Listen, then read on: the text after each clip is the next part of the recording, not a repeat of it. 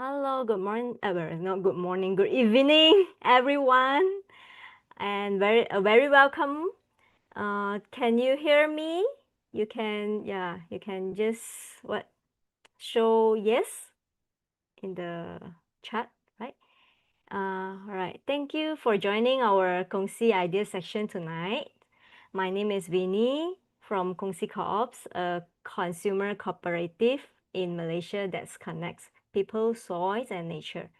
Yeah, our Kongsi Co-op's dreams is to build a community that's care for both peoples and the planet, supporting the organic farmers and helping everyone access healthy organic food. Yes. Yeah, Kongsi means to share, and that's the spirit of Kongsi idea, a space for like-minded people to share story, experience, and knowledge. So we believe that by sharing ideas, we can learn how to build healthier life and a healthier planet together. Yeah, I will share a verse for all of you tonight. The well-being of a community working together will be greater when the less the individual claim for himself the process of his work. Yeah. There's the more of this process he makes over to his fellow workers, the more his own needs are satisfied, not out of his own work, but out of the work done by others.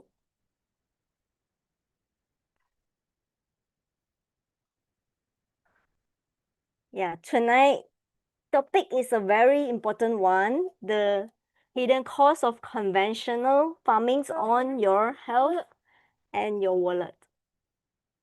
Sorry, my my boy disturbing. Wait, okay. 等一下，妈咪讲话先，妈咪讲完话先，很多人在听，你看有很多人。Okay. All right.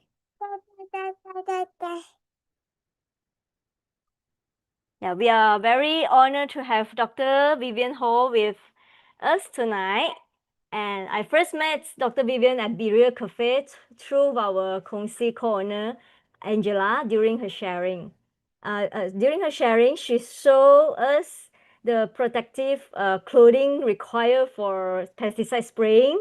It looked almost like an astronaut suit. Yeah, it's made me realize how serious the issue is and how important it is for more people to hear her message. So that's why we are so glad she's here tonight to share her research and insights with us. Dr. Vivien is an associate professor at UPM and chemical health risk assessor, whose research helps us see why choosing organic is not just good for our body, but also a healing choice for our community and the planet. So without further delay, let's welcome Dr. Vivien. Dr. Vivien, thank you for your time. The floor is for you now.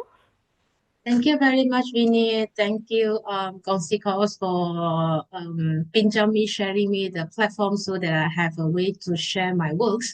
Otherwise, whatever that I'm doing would just be in the libraries of the university. I want to make sure that the message can reach out as much as many people as possible. Let me share my slide first. Okay. Give me a thumb up if you can see my slide.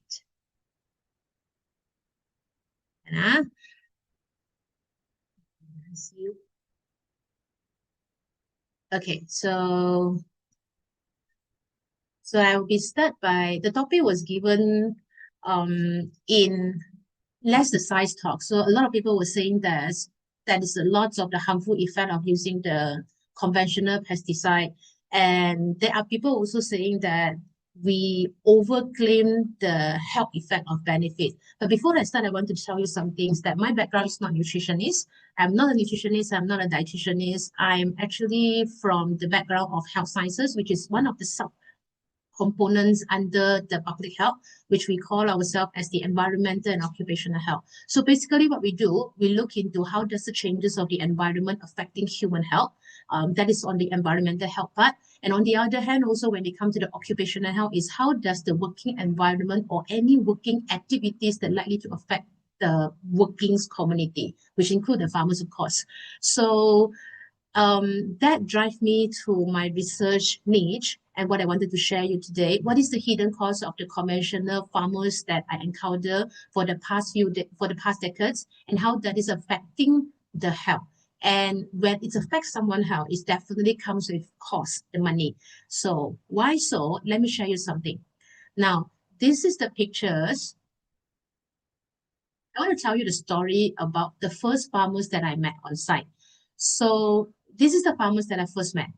When I asked him what he was doing, he said that I'm mixing the pesticide. This is like a medicine. So back then, the Malay would say that the pesticide is ubat. So it's a medicine. It would help us to kill the insect in my paddy field.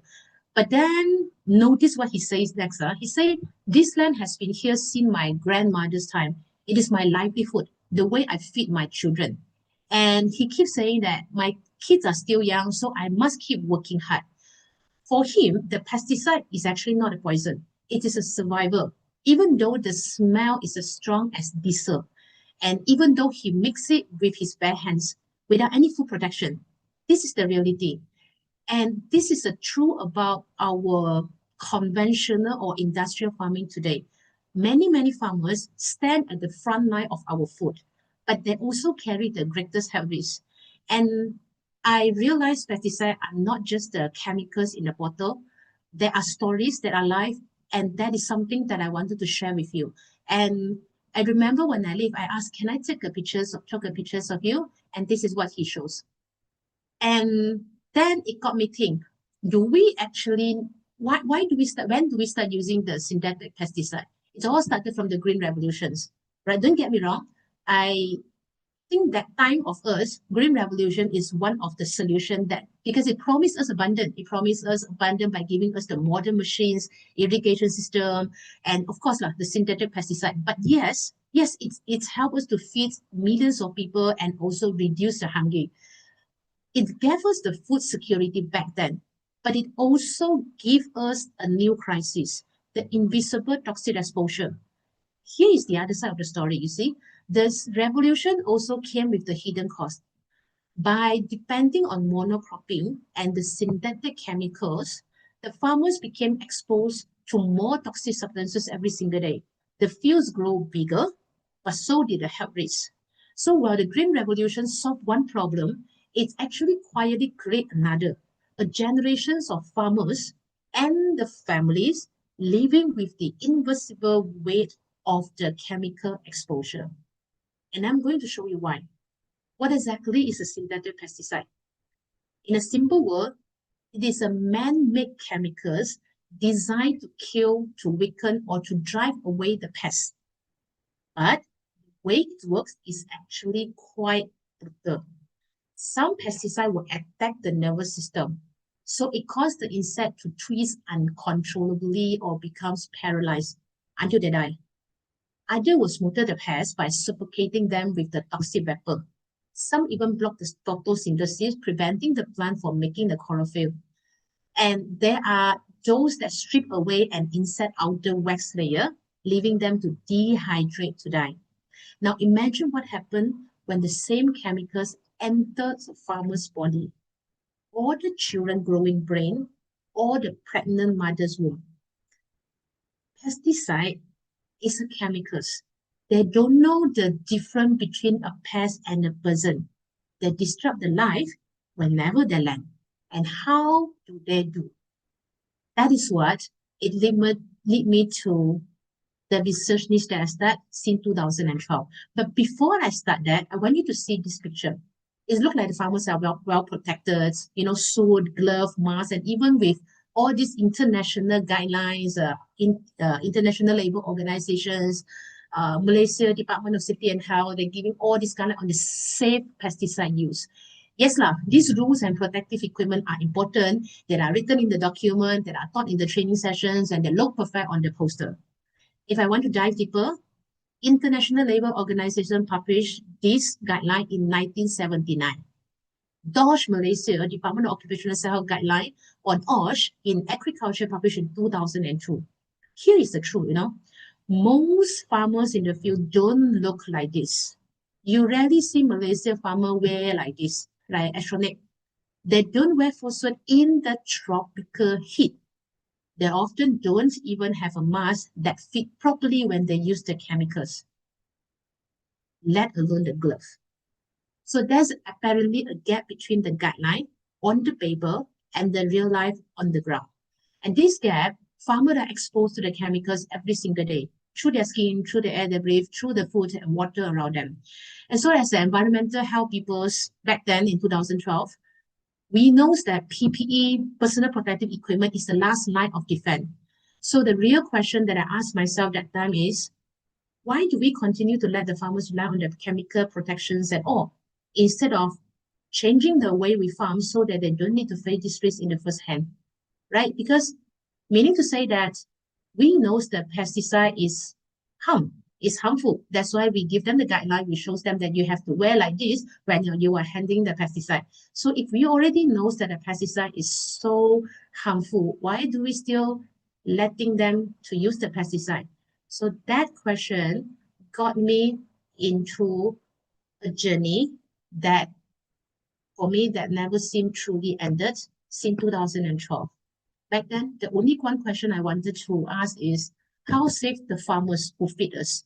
Again, I'm not a nutritionist. I don't look into what is the nutritional contents of the food, but I look into the farmers who dirt their hand to farm for us. How safe are them? As an occupational health people, I wanted to know that how safe are the farmers who feed us? And over the years, this question grew into like a mission.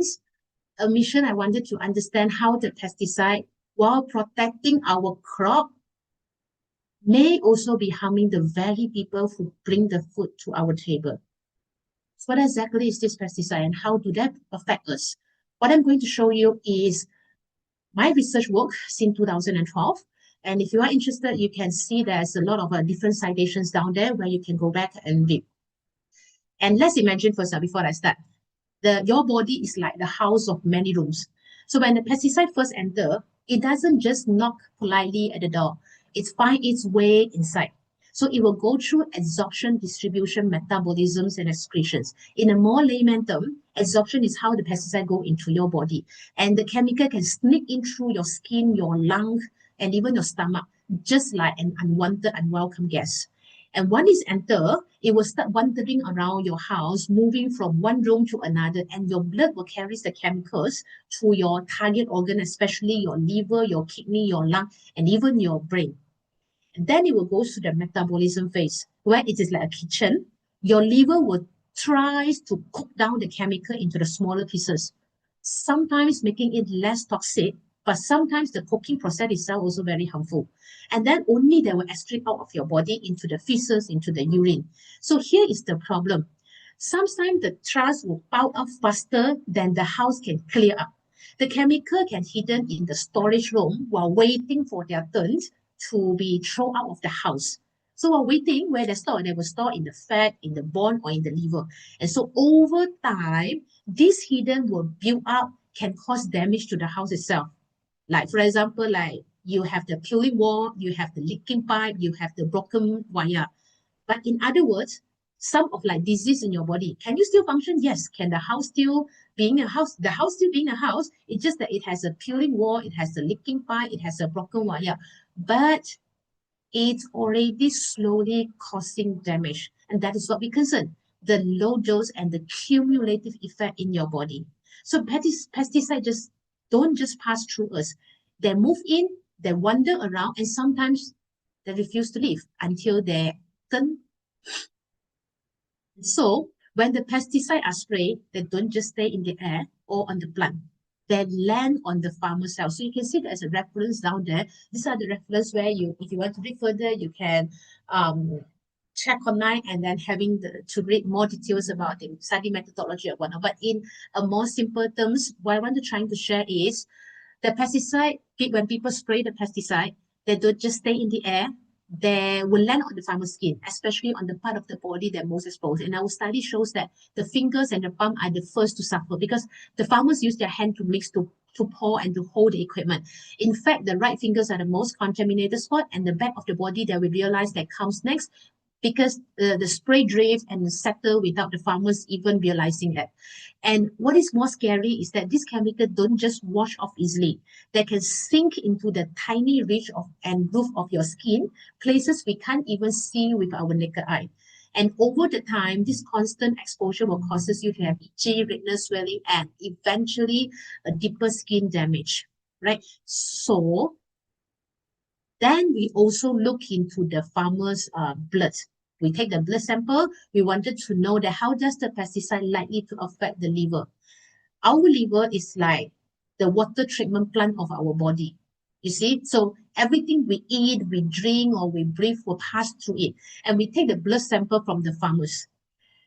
We wanted to see how does the pesticide actually affecting them. And so what we see here is the liver working hard to clean and filter out these harmful substances. But when the farmers are exposed to synthetic pesticide day after day, that water treatment plant will start to break down. And so we measure the ALT, AST, GGT in the farmer's blood. And what we realize is, in a simple way, when the pesticide keep flowing in, the liver cleaning system can no longer keep up. So the alarm will go off and the whole factory will begin to fail. So when the liver fails, it doesn't just stay silent, it will affect the energy, the digestion, the immunity, and the ability of your body to heal, right? So this is the first thing that we realize. Oh, so the pesticide not only go into the skin, and then it would affect the liver. And that got us think, how likely the pesticide would affect some other target organ. Then we take the saliva of the buccal cell from the saliva of the farmers, and then we look into their nervous system. So imagine your nervous system is like the telephone network. So one nerve cell will send the message, and then the next one will receive, and the life will go on smoothly. And normally a helper enzyme called acetylcholinesterase will work like the operator in this network. After the call is made, the operator will hang up the phone, and then the next message will come in. But when a farmers are exposed to organophosphate pesticide, this operator will get blocked. So the line will stay busy. The phone will keep ringing, ding, ding, ding, ding, ding, ding, and the nerve will become overloaded. That is why the symptoms appear like you will ask the farmers will tell you they're having the headache, dizziness, fatigue, or even confusions. It's like the brain, the switchboard is jammed with non-stop call. The graph our study shows that among the farmers, only a small percentage have a normal enzyme level. The majority of them are either exposed or highly exposed or very highly exposed. Compare that to the non-farmers where we compare, most of them stay in the safe zone. So that got us worried. Okay, so it go into your skin and it affect your liver, and then next it would affect your nervous system. And so what's next? The next is we look into the neurobehavioral of the farmers. So just now we see how the pesticide block the body nervous system like a jam phone line where the message cannot get through, right?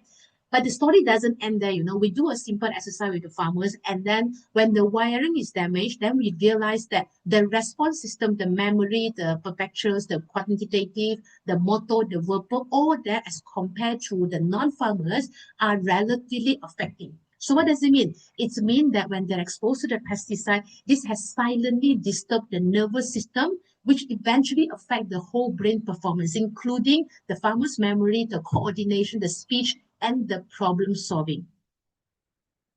And think about this.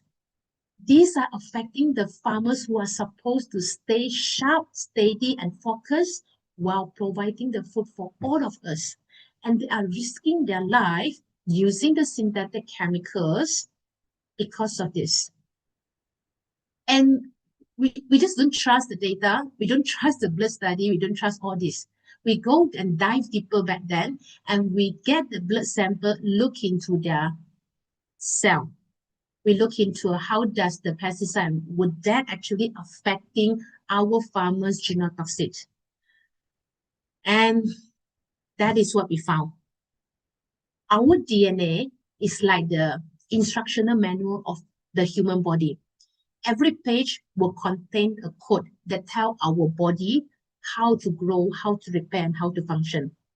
But when the farmers are exposed to multiple pesticides at once, not just one, but a mixture of many chemicals, this instructional manual will start to get torn or stained. Imagine every cell in your body has a tiny instruction book like DNA. And normally this book is neatly packed, protected. Then when the cell is healthy, all those trapped DNA strands are well organized and intact. Now, we wanted to check whether your DNA is still net, right? Or has been damaged by chemicals or pollutions or anything. We do the single cell gel electrophoresis. In a simple way, we're trying to break your change. If you are healthy, your DNA will be intact and net. But if your DNA, your double helix is already been affected by the chemicals or any pollution, they will be loose. So once under the microscope, we're trying to break you. If you are intact, you won't be that long. The comet length won't be long. But if your DNA already been damaged or is damaging by the chemicals or any pollution, then you will see, that the longer the comet length will go, right?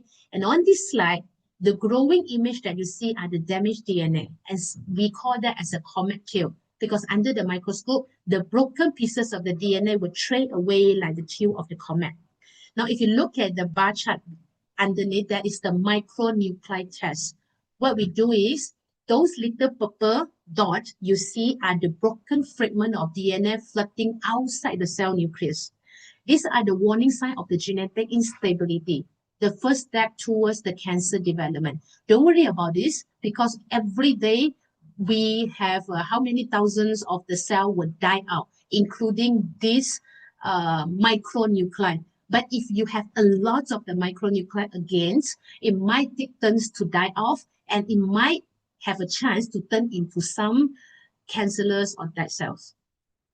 So, and that got us worried, because what is this? When we start at this stage, the study is in, look at the timeline, is 2013. 2013, when we finish this, we don't want to stop that. We are like, okay, so this is how harmful the pesticide is, and all our data are showing us that it will likely to affecting the farmers. And what about the children? What if like this all stop among the farmers community, right? Then it is only affecting one community lah. We don't want that to affect more than one community. Then we dive deeper. We want to prove ourselves wrong. Then what we do is, we realize that farmers usually they don't wash their hands thoroughly and properly after they handle the pesticide. And so their hands becomes the first points of contact. And under the UV image that we use under using the forensic light, and then we realize that all the contamination will finally cross-contaminate when they reach home and reach to their kid. And then we thought that this might be temporary. Maybe if we ask them to wash their hand, the contaminations or the risk level will be reduced. We're trying to think positive or staying optimistic. Maybe it's not that worse as we think. Then we do another observation to prove ourselves, wishing to prove ourselves wrong. We have a 24-hour observations of the daily routines of the farm village. From 7 o'clock in the morning until the next day. We follow them through. We wanted to see how the chemicals likely to contaminate. Then turn out it is not only contaminate when the fathers reach home, hug or carry their kids. It actually contaminates the environment, and it will ultimately reach the children, the farm children. It is a 24-hour cycles of contact that repeat every single day. And then what we do? We go to the children. We're trying to find the schools which located exactly in between of the paddy field. We again wishing to prove ourselves wrong. Then we took the samples. We wanted to look into their organophosphate value. We wanted to see whether that is any different. You see, if you look at the data, even among 10 or 11 years old of the children, almost half of the farm children were overexposed, far higher than the urban children. What does it mean? Cholinesterase is the enzyme that keeps our nervous system in balance. When the pesticide block it, the children may suffer headache, dizziness, or poor concentration, or difficulties in learning. And so the long term, it can affect the memory, development, and even their behavior. So these numbers are not just statistics. They represent the children who may struggle to pay attention in the class. That sound familiar to you? to remember lesson or to grow into the healthy adult. And their future is being shaped not just by the school book, but from the chemical exposure from their living environment. And then we took another test, similar as the adult farmers. We took into their children, we look into their memories, their quantitative, their motor, and the verbals.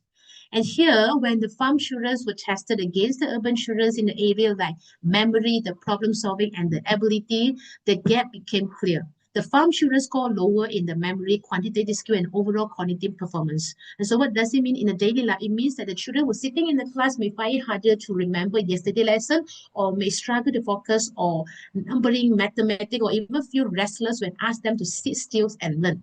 This is not about intelligence. And we dive deeper. The same method we apply on the children, and we wanted to see whether there is any difference. Yes, when we compare the farm children with the urban children, the green image under the microscope shows that the DNA damage, what we call the comet test again, the longer the tail, the more broken the DNA, and the result is clear. The farm children had a significantly more DNA damage than the urban children.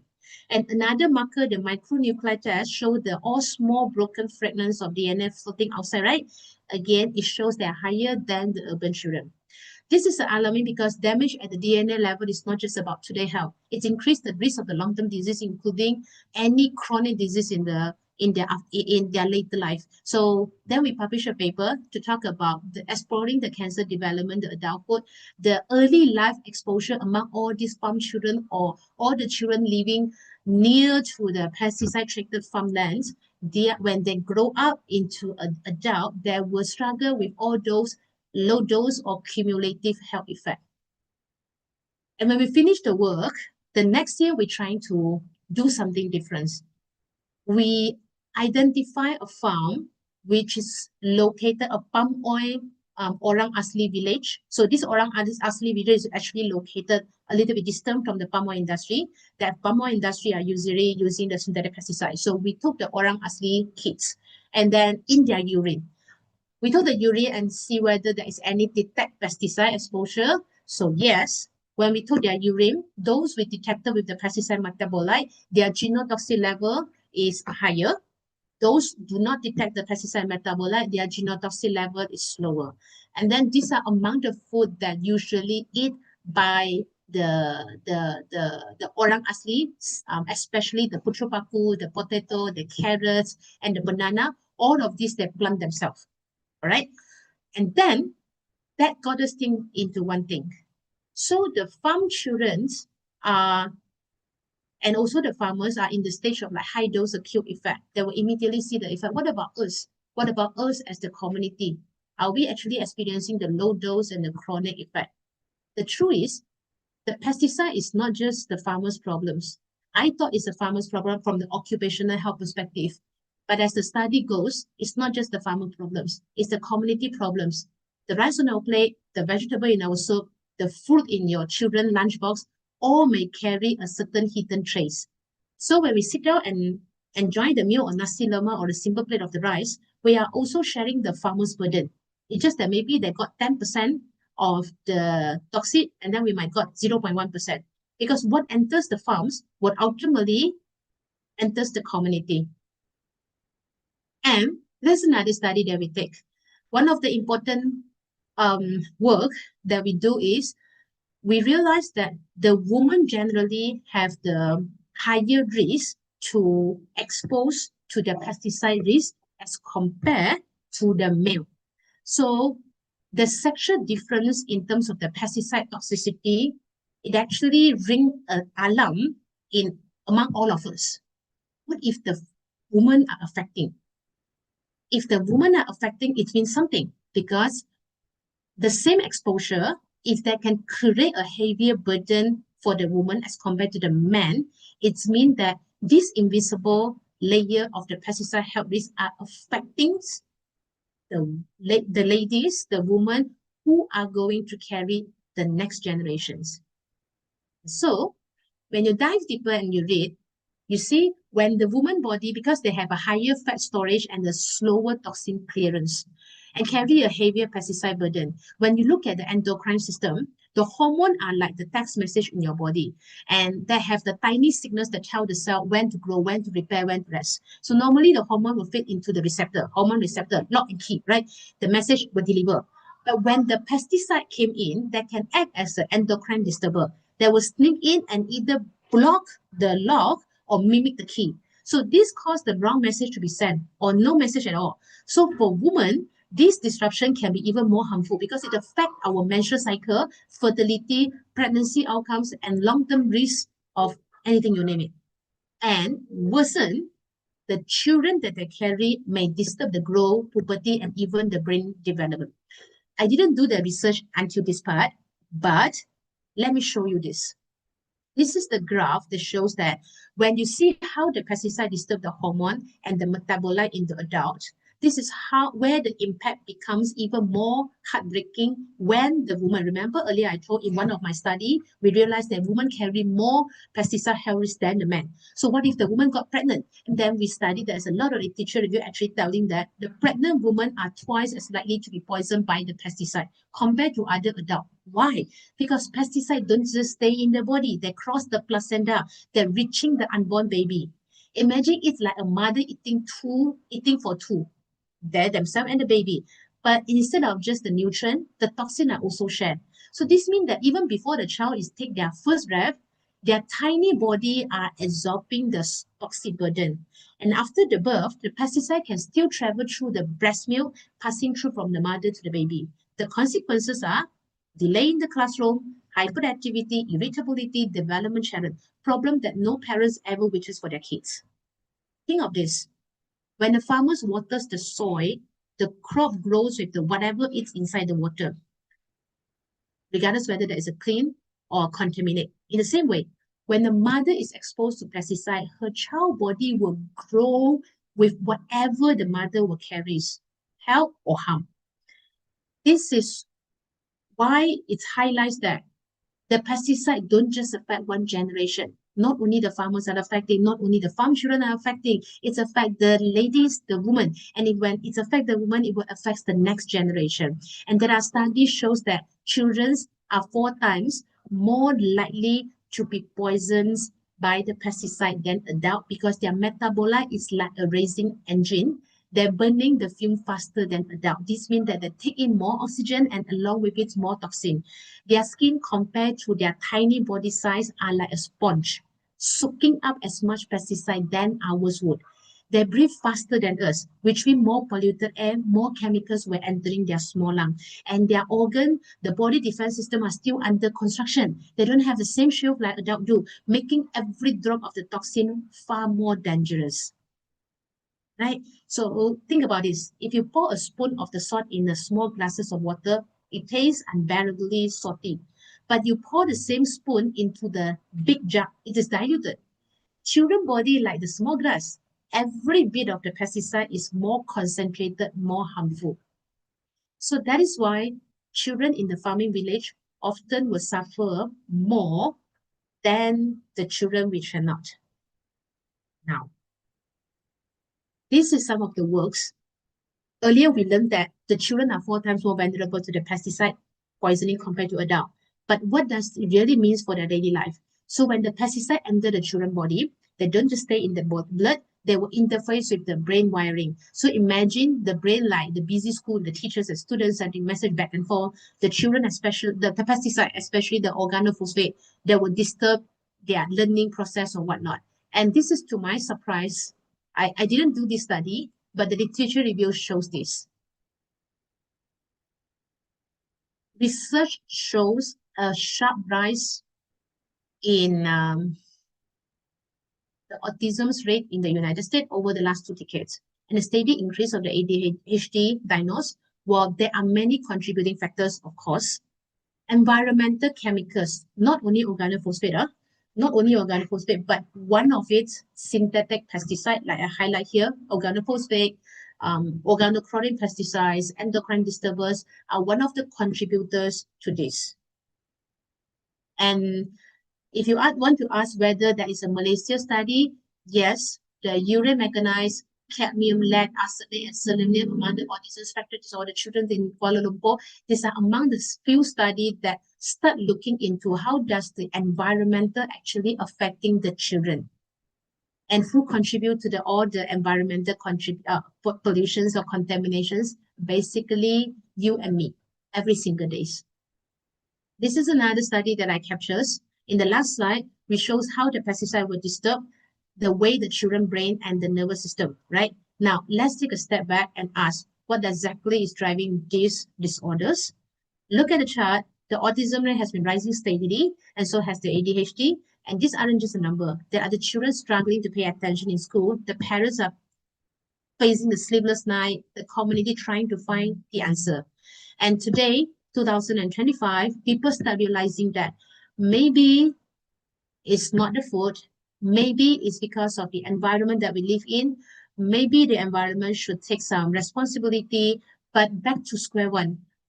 We are actually the one who contributes to the contaminated environment.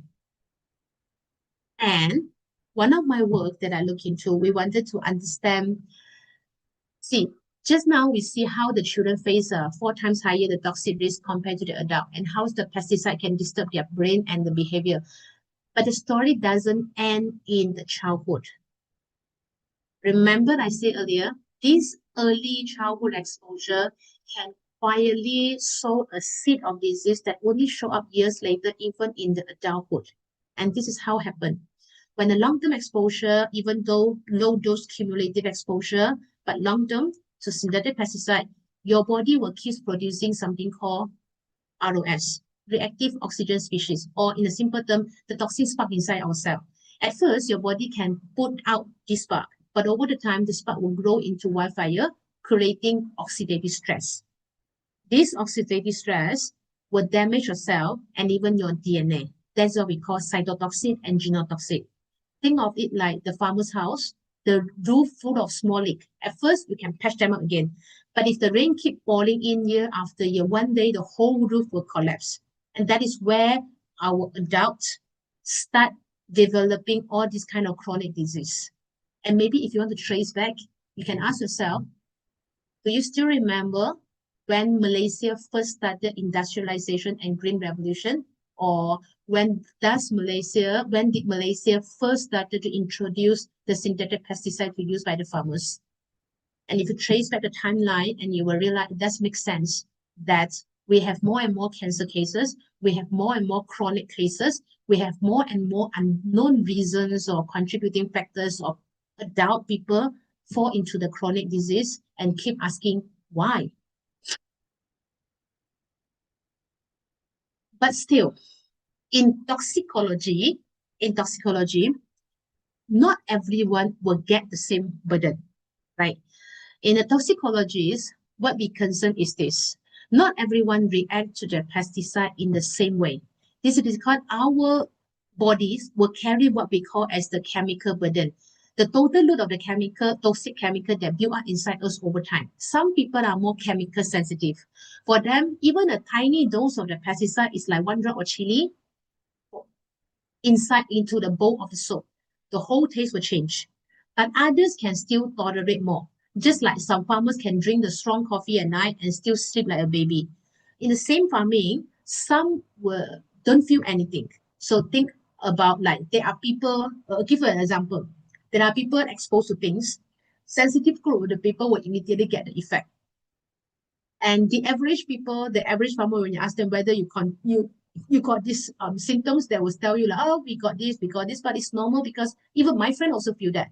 So they will try to commonize the symptoms by checking with their friends. So they will ask their friend, do you feel like, headache, dizziness, nausea when you use the chemicals? When they say yes, then they will commonize the symptoms. Why they commonize? Because as long as they didn't fall sick, do not need hospital admission, then they will think that this is a normal.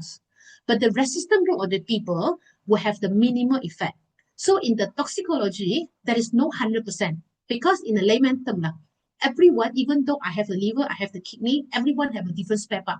And our spare part, we have the same spare part, but we have a different brain. Some brain are Honda, some brain are Toyota, some brain are Produa. Some cars are more resilient. In Malay, we say more tahan lasak. Some car, drive like 120 km per hours after few trips already you have to send for maintenance or whatnot. So even though people are exposed to the same chemicals or the same pesticide, there are people who give you the maximum effect. There are people give you the average effect, and the effect will come after long-term effect. There are people who don't feel anything at all, which we call as the minimum effect. That is what we call toxicology, right? So in toxicology, not everyone will present the same types of the symptoms, like exactly if you're exposed to this pesticide and then you will fall sick. No, in toxicology, we look into the chemical sensitivity of individual. But what we can confirm here is over the years, there are more and more people developed more maximal effect and average effect than the minimal effect. And I'm not the first one who do this. I'm not doing rocket science, what people say. And this is not definitely a Nobel Prize material, not at all. In fact, scientists have been studying this for decades, right before me. And they're already reminding the public again and again that the pesticide exposure would affect our health in many, many ways. Every system in your body, from neurology, reproductive, circulatory, everything, you name it, they have it. When I first look into this data, I realized just how much research is already out there. Hundreds of these studies have linked the pesticide to everything from neurology issue to reproductive and the security problem. And the biggest chunk of research focus on how the pesticide affect the brain, over 100 of English paper, plus a few of the Chinese paper. Look at this. A lot. And if you zoom into the keyword, this study used the things like birth defect, nerve toxicity, organophosphate pesticide exposures, cancer risk, you will see a pattern. It is not just about the farmers or the environment. It is about what happens inside our body over the time. Even though all is started from the farmers, but as a consumer, we does get the effect. So no, I'm not doing something new. It is a continuation, another small voices adding to decades of the scientists who have been saying the same thing. Our health is deeply connected to what we grow, what we eat, and how we treat the land, the environment. We are the sponge. We are the absorber. Have we success? Yes, in a very Malaysian way. Because every time when someone falls sick, fade, or end up in the news after the pesticide-related the incident, more people will start aware. That is how change happened here. Not through reading scientific paper, not when something actually happened to someone. From 2012 until now, 2025, poisoning case linked to everything. And each incident reminds us that the issue is real and close to home.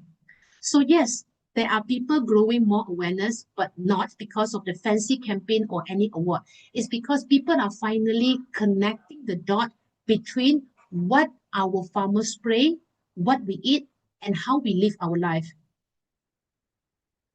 And this Chinese mean, so what could I do? I'm not a farmer. If you are listening to this and you are not a farmer, maybe you will ask yourself this question. How could I even relate to these issues? When we see how the pesticide add to our body burden, let's zoom in on a very important question. When do humans actually get poisoned by the pesticide? You think of your body like a well-built house. Most of the time, it can handle dust, rain, or small leak. But if the leak are constant, or if the toxic smoke seep into the room, eventually your house structure will weaken. So similar to our body, most of them are organic compound working in harmony. When the pesticides stick in, they disturb the hormone and disturb the harmony, almost like termites silently chewing the beam of your house. So the human will get poisoned not just when they swallow a large amount of chemical. Nobody swallow a large amount of the chemical. We are slowing a smaller, low dose, but repeat exposure that disturb the body tissue or function. This is how it slowly weakens the foundations of your house. And over the time, this disruption can be snowball into health problem. We may not notice immediately, but we will definitely feel in the long run. Look at this. Up until now, then you will see that how does the pesticide first study will ultimately ended up to the environment and to another recipient, which is you and me. Why is this important? How do we manage this ongoing cycle of toxicity that continue long after the pesticide leave the farmer sprayer? Once the farmer spray, it won't just hilang, it won't just disappear like that. It will be there. There are two recipients.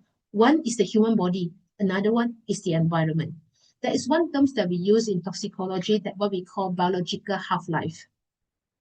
Biological half-life is meaning that how long it needs for this chemical to break into half and leave our body. So there are biological half-life in the body, the biological half-life in the soil, and biological half-life in the water, right? These are the commonly used the pesticides, and these are the biological half-life. What do you think? It means that if today you are eating a rice, and then if you are eating the rice and the rice contaminated with certain pesticide, if you think that it will leave your body in one day, no. It will leave your body after 24 hours. Some will leave your body after 2 days. Some will leave your body after 3 days. It's leaving your body. What about those that handle the pesticide to the environment that will be in the soil? And then we are letting our kids play in the soils contaminated with the chemicals. They will be in the water. I'm not here to scare you. I'm just telling you that, yes, will the chemical vanish? Yes, they will, but they will take time. So if you tell the farmers or if you tell people like, oh, they will vanish. Yes, that's good. Yes, they will vanish. But it won't take like immediately. It will take days, if not weeks, to vanish, to have the toxicity effect reduced by half. Right? So we have just seen how the pesticides don't simply disappear, right? They can stay in the soil, in the water. And so the question is, how do we break the cycles? How do we reduce this chemical burden before it passes from farm to the family and table, from one generation to another generation? That is what we call, regardless whether you are here for organic, regenerative, biodynamic, natural, agroecology, farmer cultures, agroforestry, whichever that you are preaching with, one thing for sure, if you farm without using any chemicals, let's just call it organic. You farm without using any chemicals. It comes in as a protective system. Unlike the conventional farming, organic practice avoids synthetic pesticide, right? And then you avoid the chemical fertilizer, meaning to say there is a less chemical burden, less chemical residue in the soil, in the food, and ultimately in our body. In other words, these pesticides extend their half-life in our environment. While these pesticides extend their half-life in our environment, in our body, the organic system will shorten that timeline by cutting off the source of the harmful chemical before they even enter the food chain at all. Organic farming, therefore, is not just about healthy eating. It's about protecting the vulnerable group, protecting the farmers, protecting the susceptible and vulnerable, safeguarding the community health, and also a safer environment. You can say a safer future even. This is another study. Another of my recent study, or if you realize, as an environmental and occupational health people, we take everything that we can take. We take blood, we take urine, we take saliva, we take hair, we take nail, whichever that we can collect, we will collect. And this study, we collect the hair and the nail. And we wanted to see and compare the difference of the toxic trace element from chromium, arsenic, cadmium, mercury, and lead in the hair and the nail of the highland farmers, one of the famous highlands in Malaysia. And if you realize that particular highland has been contaminated majority by the synthetic pesticide. So what we see here, we see that if you are using the organic in your hair and nail, again, it's like a protective shield that is a lesser number of the toxic elements in your body as compared if you are using the conventionals. And then another of my study, I have to go fast because it's almost 9 o'clock. In the earlier slide, we said the organic farmer is like carrying a natural umbrella against the rain of the pesticide. And it doesn't stop the storm, but it gives you some cover. So this study shows that the crossfire of contamination pesticide exposure. So yes, the pesticide exposure, this is one of my recent work.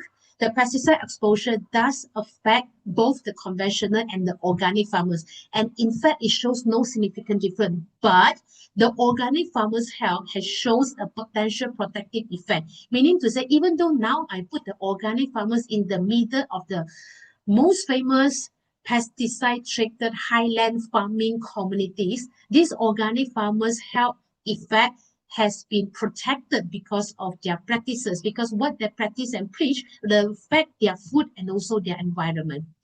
And this is one last book that I wanted to share.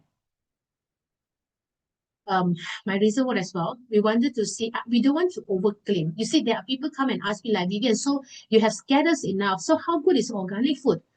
And then I did a study 2 years ago.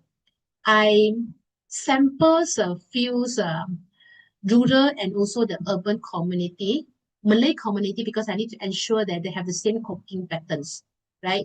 And I wanted to know, so the first 4 days, they are just eating their conventional diet. I won't kacau.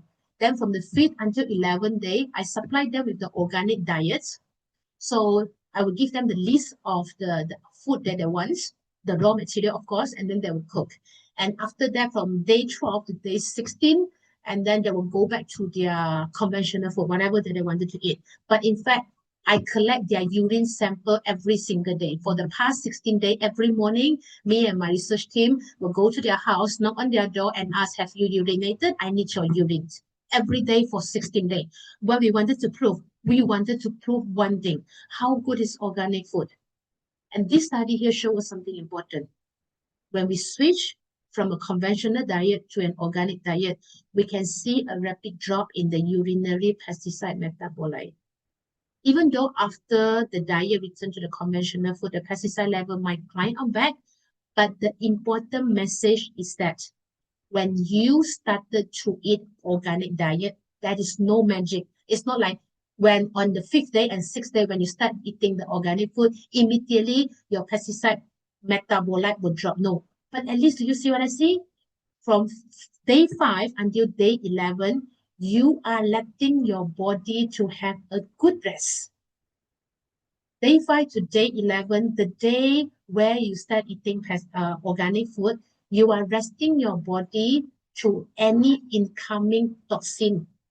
You are letting your body to fully enjoy the nutrients of the food without any disturbance of synthetic pesticide. And that is how mercy you give it to your target organs. And so you can see the decreasing numbers of the urinary pesticide metabolite from day 5 to day 11. It shows that how quickly the pesticide can enter and leave the body, and also how a diet choice can be a powerful protective level.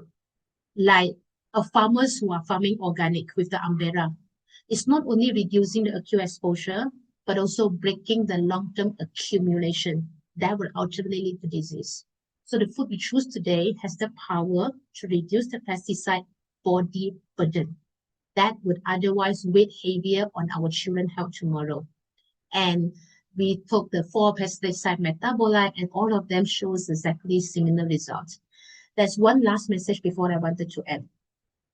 Remember earlier I said Malaysia started the Green Revolution in 1960, and it was like planting the first seed of pesticide exposure for this first generation.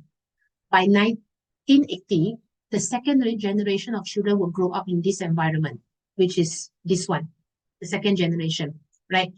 And in 1986, Malaysia saw the formation of its first autism society, a signal that something deeper was happening in our children's health. And by 2000, which is the blue color auntie, the third generation were born, and now we see even more and more cases of chronic disease, endocrine-related disease, development disorder. This is what scientists call epigenetic and transgenerational effect. We are now in this generation. This is 1960, the first generation where we introduced the Green Revolution. This is the second generation, 1980, 1990. This is now the third generation. The third generation was born now. And now we see more and more cases of a lot of development disorder, the transgeneration effect. The chemical we use today don't just affect us. If entered in one generation, kill out. But it will leave the mark on our gene and that will carry forward in our children and even our grandchildren. That is what epigenetic is. And scientists now are looking into more detail on how does the synthetic pesticide affecting the epigenetic and how worse it will go. So I wanted to make a conclusion, which is honestly, initially, as a people from occupational health and safety, I just wanted to look into how does the pesticide affecting my farmers, because earlier when I discussed with the Kongsi Corps, I told them Malaysia, I wouldn't say comprehensive, but we have a system. We have the occupational safety and health system where the system itself will protecting the farmers who are using the pesticide if they have the employer. So if you are from the industrial agriculture, like palm oil industry, and if you have the safety and health officer that will comply to the law by giving you the right PPE or allowing you to read. So under the law, it's stated that all the farmers or the pesticide sprayer who are asked to spray the pesticide need to be informed on the toxicity of the pesticide. This is only applied if you have the employer, industrial agricultures, for instance. But most of our farmers are small older farmers. Who is their employer? They themselves are the employer. So they don't need to comply to the OSHA. When they don't need to apply to the OSHA, these are the farming community, which is what we call as the marginalized or the gap, because they are exposed occupationally, but they are not protected exactly under the regulation. So initially, my intention is just looking into the farmers, but I don't know how. It's slowly go looking into the farm children. And then after that, look into the general populations. My last message, just like how I keep mentioning, the umbrella shield us from rain, the organic farming or any cleaner food system will protect us and our children from the hidden toxicity of synthetic pesticide. So when we enjoy our nasi lemak, laksa, satay, or kueh, this meal should carry the warmth of our culture, not burden of the toxin. Right now, our plate reflects the legacy of Green Revolution, a history of chemical reliance that still stripped down to the next generation through the epigenetic that I mentioned. But with every shift towards the organic choice, or at least support the organic farming, you will actually open up the umbrella wider. If I open up the umbrella, you open up the umbrella. If everyone open the umbrella, then we are giving the protection. Then we pass down the real flavor, the real culture and the real health instead of passing down the pesticide burden. So don't just thank the farm chef. I always tell my son, if the food is nice, don't thank, not only instead of, yes, you have to thank the chef because of course they cook for us, but also thanks the farmers because they are farmers who don't know the risk of the pesticide and they are still risking their life, use the pesticide so that we have something to eat. And especially thanks to those farmers who sincerely grow real food so that you can eat the real food. And then my last takeaway is while me and my team will continue to work, like I mentioned, if you realize my work, we took everything that we can. So to prove with data, to prove with the evidence that how does the pesticide likely to affect you. From the saliva to the urine to the blood to the hair to the nail, whatever that we can do, we will do because we simply wanted to prove one thing. Until one day when we took the farmer sample and then we find nothing, then we know that the journey worth it. So the next time when you eat, ask yourself, this meal protecting me and the farmers who grow it or poisoning us both? Your choice on the plate can either carry a burden of chemicals or carry the hope of the healthier planet. I think that's all from my slide. Yeah. So if you wanted to know more about my work, which I'm continuously doing, you can email me for more information. Thank you. Yeah, thank you so much, Dr. Vivien, for your inspiring sharings. Yeah, your works remind me remind us that science can guide us to take real actions to protect our health, our farmers, and our earth. Yeah. Can I open up some questions for Yeah, for you. Before my Any, son approach me, can yeah. Anyone's have any questions to, I can share my yeah. email here. Wait, if you wanted to read, you can drop me an email. I can share you the research paper. So please share it out to everyone. So when Winnie first approached me at Berea, honestly, I'm more than happy because I think that it is a privilege because if I can reach out more and more people, I don't want my work just be kept in the library. So that I need your voice to share out my work to as many people as possible. If you need any works, just share it out to everyone. I need everyone to listen to this. And I keep telling people eating organic is not it's not magic, but every time you eat, you are supporting the farmers. And and you are not only supporting the farmers, the fact that you're supporting the farmers and you are supporting the environment. And it's not only supporting the environment, you ultimately goes back to you. And then it is like the cycles will ultimately go back to you with the UPM logo. Oh, can. Wait, Yeah, okay, I stop here. can. Stop Just now, sharing. yeah, just now, Dr. Vivien share about uh the difference of when Dr. Vivien shared the 1 week's organic food for the farmer. So my heartbeat is so fast. That Mm. I think that's a very precious a week for farmers to lower their dose and uh yeah, how if we can have our daily meal with all with organic food, so it's a very precious to all of us and also all of the farmers. Yeah. So your body Yeah. will thanks you, and the environment will thanks you, and the farmers will also thanks you. Yeah. And I especially, if you are the farmers and listen to this, I especially wanted to thanks you because I know how hard and how tough and how challenging to farm organically without using any pesticide. It is really a 使命 is a commitment. It's not easy.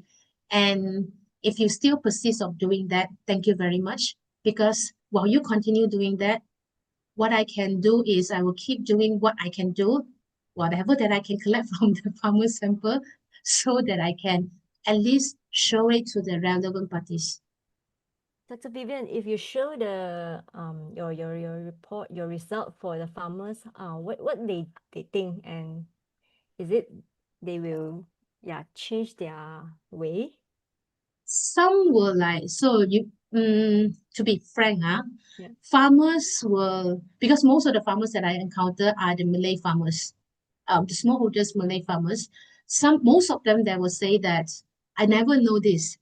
My mothers have been using this, my father has been using this, and then I never know this. And then for Malays who are Muslim, they were thinking that mati tu pasti, and then they wouldn't think this is necessary to concern until you tell them, showing them this, then only they realize that a wake up call for them. And then they wanted to transform. But then they feel the difficulties to transform because, again, if you understand land after you use that, right, the land you have to restore. Restoring the land itself need a lot of effort. I tell you one story. It's not a story actually. It's a real. So during my first when I started the research in 2012, I live. I literally live with the farmers in the rice field and in the paddy field. I lived with them for like 2 or 3 months just to gain their trust because a very Chinese looking to live in the Malay place. So I live with them and to gain their trust. And because I live with them, I know their habits, what time they wake up, what time they eat, and whatnot. After I finish my research, I share my result with them. And then I go back to university, go back to my lab and start working. Then one fine day, these farmers after 6 months call me and like, Vivian, Amoy, what are you doing? Then I was like, why are you calling me at this hour? You are not supposed to call me because at this hour, I live with them before what? I staying with them. Then I like at this hour, you are not supposed to call me. You are supposed to be in the paddy field. Why do you call me? And then the farmer say like, well, you told me the pesticide is not good. It's going to affect me. So I stopped using. For the second, I feel like an angel. I can feel the wings, flying up. And then the next second, he told me that. Then I asked, then what you do now on the land?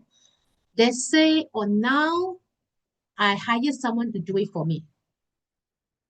So the sad truth is they couldn't find one way, and then they have to use another way to do it. So now then, people or the farmers who are interested to transform, then I will introduce the pegawai battalion to introduce this pegawai to these farmers who are interested to transform, to start with my gap at least, to start with my gap, to at least farm with my gap or my organic, so that at least they got something to share. So at least they start something. You want people to immediately transform, cannot one. It's like if I love to drink coffee, immediately you talk off my coffee, I will kill people. But if you give me something to replace, then I will slowly transform. So this farmer, whoever showed their intention, wanted to share, then we will refer them to my gap officer.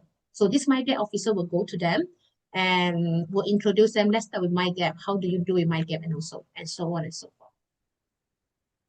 There's one more questions from KM. Yeah. Do you agree that glyphosate is one of the huge concerns now among the herbicides? And also, can you confirm that most conventional coffee, cocoa, palm oil is planted with the exposure of glyphosate? Yes and yes. Yeah. So the answer is yes. Glyphosate is one of the major concern because it's a fact in glyphosate is a very toxic herbicide. So most of the conventional cocoa, palm oil, especially coffee, they are using the glyphosate because body to kill off the rumput rampai. So yes, other than glyphosate, glyphosate is a global concern. It is one of it because glyphosate is, can I say this, highly cumulative exposure. There's highly cumulative. Other than glyphosate, 2,4-D and also paraquat or glufosinate, all of these are very, very long-term and cumulative exposures. So the answer is yes and yes. All right. But if you realize the government has now promoting my gap or my organic. Mm. So it is a good start. So at least people understand that my gap and my organic is slowly changing their their their habit of relying on the pesticide, even though my gap are still using pesticide. Mm. Yeah, shares some message from from the listener, also our co-owner. Jia Hao, he say we as a consumer have responsibility to help ourselves, our families, and environments through supporting organic produce, especially local organic farmers. And who else? Yeah, Chloe Tan shares, thank you, Dr. Vivien. It's great presentations. I like how you present the scientific findings into layman's words. Knowledge shouldn't be kept in the library and certainly not only in the academy world. No, I don't. And Share it out, yes, share it out.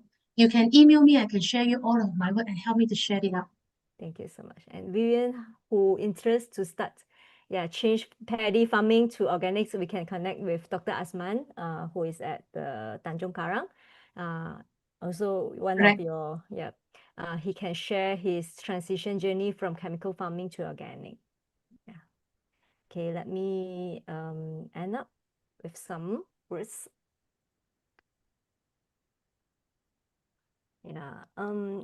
At Kongsi, we believe change begins with small steps. So each one of us can make a difference, and together we make change. So that's why we're starting a community, land trust movement, the Fun Land, with Kongsi project. So to support organic farmer in growing real food on healthy soils and to create share space for learning, farming, and community. So from the words Barbara Mikulski, each one of us can make a difference. Together we make change. Yeah. So if any one of you want to know more about the movement which can secure organic land, so you can find in Google or Facebook, yeah, find the land with Kongsi. So yeah, we hope. Yes, you.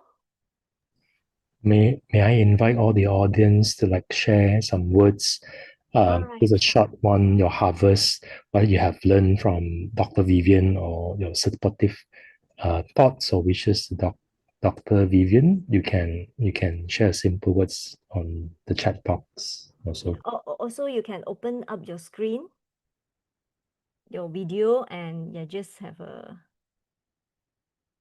yeah, let me check.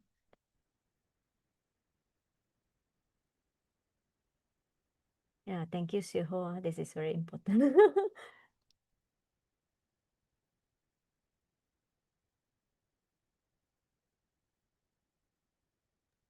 I see have one more question to, yeah, Dr. Vivien. What are your thoughts on chemical use in hydroponic and aquaponic? My personal view, my personal view, this is a very contradict. Hydroponic, let's talk about one by one. Hydroponic, they are still using the synthetic nutrient as a solutions because they don't have the soil, right? So for me, maybe that is the next thing that I wanted to study on how does the effect of this hydroponic, which for me is that relies on the commercial nutrients formulations, micronutrients or the macronutrients, and for my understanding, they also use the pH adjuster or whatnot. So maybe my next study, I want to dive into looking how does these commercial nutrient formulations will likely to affect things, the people who handle the hydroponics. Against, I'm not the nutritionist. I cannot tell whether the hydroponics or hydro or aqua, what is the nutritional value. That's one I don't think I'm not in the right positions to talk about this, but I would be interested to look into how does the handling of these synthetic nutrient solutions affecting the farmer itself. So that's all I can tell.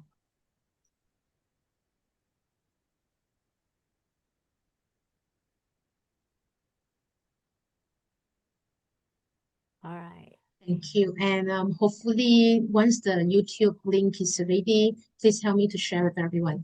I really do mean this. I don't want my work just sit in the library. I want everyone to listen because I do believe that whenever we have everyone voices to call off everyone, then only the people who needs to change will ultimately comes to us, comes to you. It's only when everyone tell everyone like snowballing things, then only ultimately the right people would wanted to transform as well. Yeah, we hope tonight's sections helps everyone see the true value of food and the power of making conscious choice. So let's continue to share, learn, and grow together through Kongsi ideas. And I will end with these words. A healthy social life is found only when, in the mirrors of each soul, the whole community finds its reflections, and when in the whole community, the virtue of each one is living. Thank you so much. Thank you all of joining, and good night, everyone. Thank you, Dr. Vivien.